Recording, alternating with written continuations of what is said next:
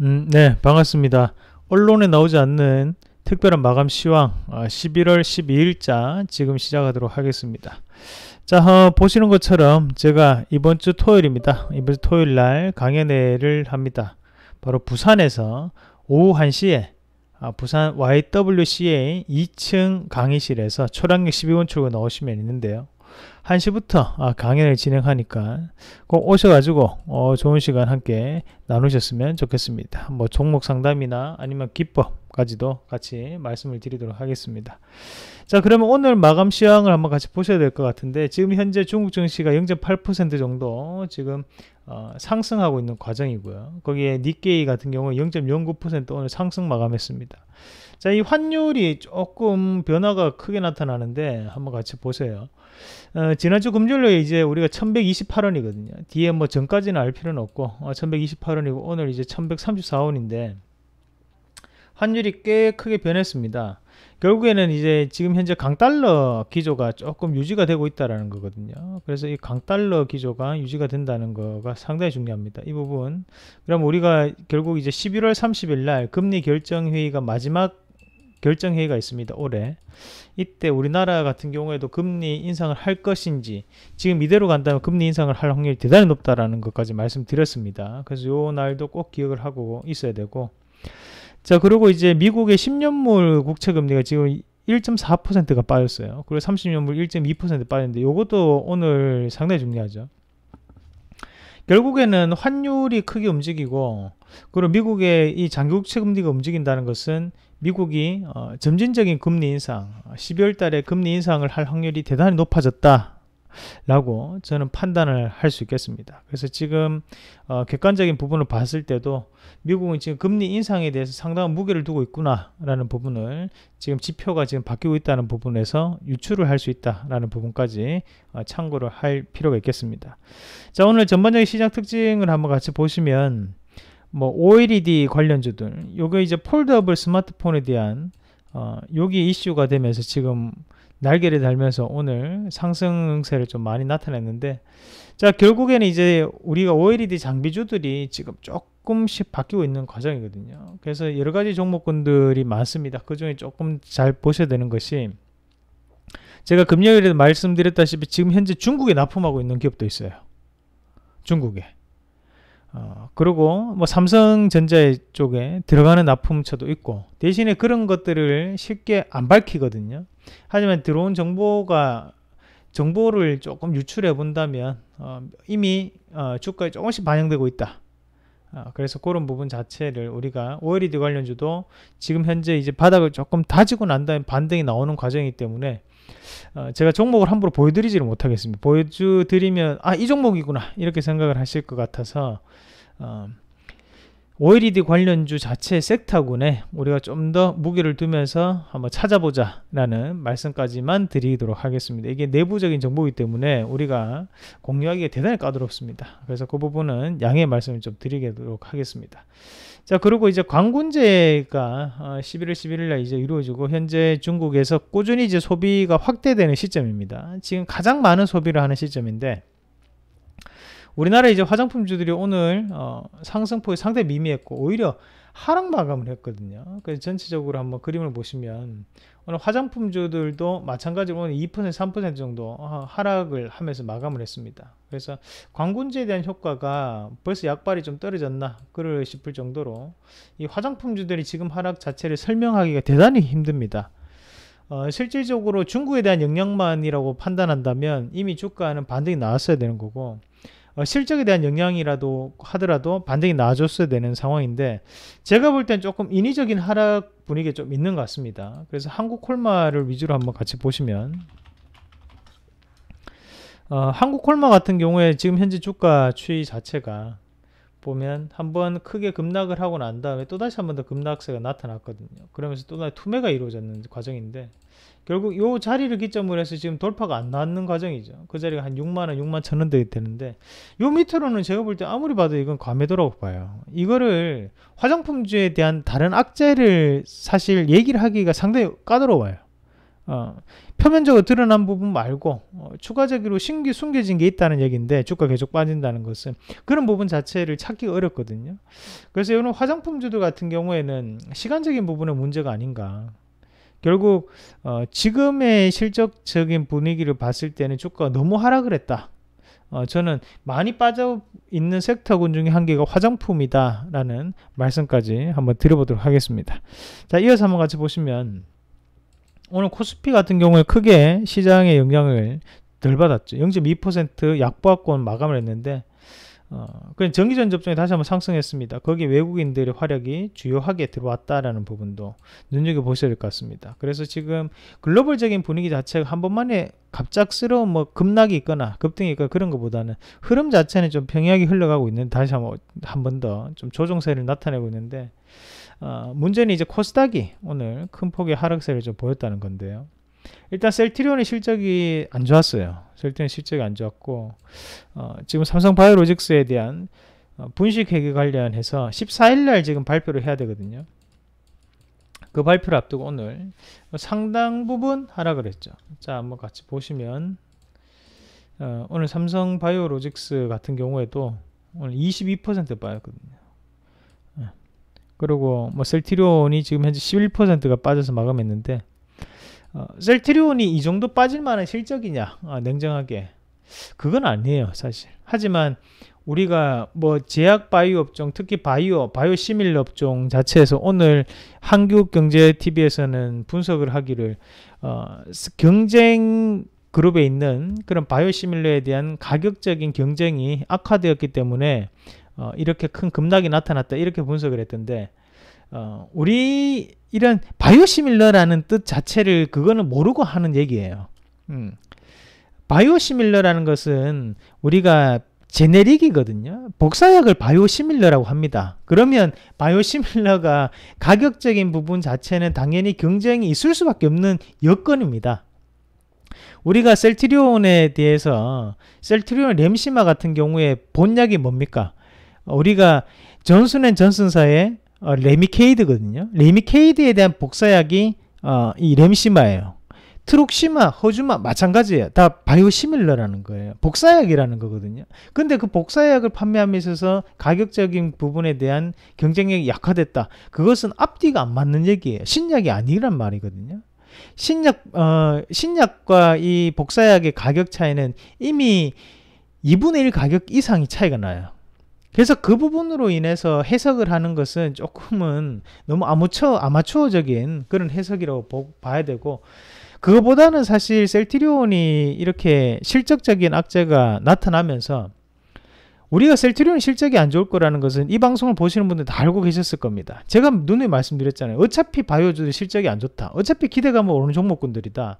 근데 그 기대감을 오르다 보니까 대부분의 투자자들이 개인 투자자 위주거든요. 개인들 위주다 보니까 조금만 돌덩이가 한 개 떨어지더라도 아이고 어떡하지 하면서 우르르 떨어져 나간다는 투자 심리 자체가. 근데 여기에서 조금만 더 좋은 뉴스가 나오면 또다시 투자 심리 우르르 또다시 회복시켜 주거든요. 그런 바이오에 대한 시장의 연관성을 조금 판단하면서 같이 봐야 돼요. 그거를 무작정 그냥 바이오시밀러에 대해서 가격 경쟁력에 대한 약화다, 이거는 그렇게는 분석을 하면 안 되고, 그거는 분석을 하면 안 되지. 우리가 이제 셀트리온 같은 경우에 지금 급락세가 나타나면서 여기에 영향을 또 받은 게 누구냐? 결국에는 신라젠이나 HLB거든요. 근데 신라젠, HLB가 지금 실적 발표를 안 했는데 오늘 아니면 내일 중에는 할 거예요. 제가 판단했을 때는 당연히 뭐 적자의 실적을 발표할 확률이 대단히 높아요. 그럼 아직까지 이 여파가 끝나지 않았다는 얘기거든요. 결국 이 기업들이 우리가 분기 보고서는 플러스 45일입니다. 9월 말에 끝났기 때문에 45일 이후까지 발표를 해야 되고, 결산 보고서는 플러스 90일이에요. 그냥 지금 요 기업들이 실적이 또 안 좋을 거란 말이죠. 적자입니다. 팩사백이 내년 초에 결과 나오고, 리보세라닙 이런 거는 내년 6월 전에 뭐 결과 나온다고 얘기하는데 한 12월 정도까지 갈 겁니다. 그런 부분을 고려를 한다면 그게 나오기 전까지는 적자일 수밖에 없어요. 그건 감안해야 돼. 근데 우리가 유한양행처럼 한 개 기술 수출이라든지 이런 부분에 대한 기대감을 가지고 있는 거예요. 그 부분 자체를 해석할 필요가 있다라는 말씀을까지 좀 드리면서, 그러면서 이제 이 실적적인 분위기 자체가 지금 전반적으로 투자 심리를 상당 부분 억압을 시켰고, 또 한 가지는 바로 이 삼성바이오로직스에 대한 분식회계 관련입니다. 결국에는 이 삼성바이오로직스가 상장되지 말아야 되는 회사가 상장이 됐다는 얘기거든요. 그렇게 되었을 경우에 이런 다른 여타의 지금 셀트리온 헬스케어라든지 아니면 이런 신약 개발 업체들 같은 경우에는 똑같은 장부상의 정리를 다시 해야 될 필요가 있는 거죠. 왜냐하면 결국에는 신약이라는 것이 개발 중간에 비용 처리에 대한 부분 자체를 어떤 식으로 해석하느냐에 따라 달라진다고 얘기를 했잖아요. 그런 부분 자체를 다시 한 번 더 정리를 해야 되는 과정이기 때문에 이 부분 자체에서에 대한 위기감이 다른 여타의 바이오주들에게도 상당 부분 여파를 미쳤다.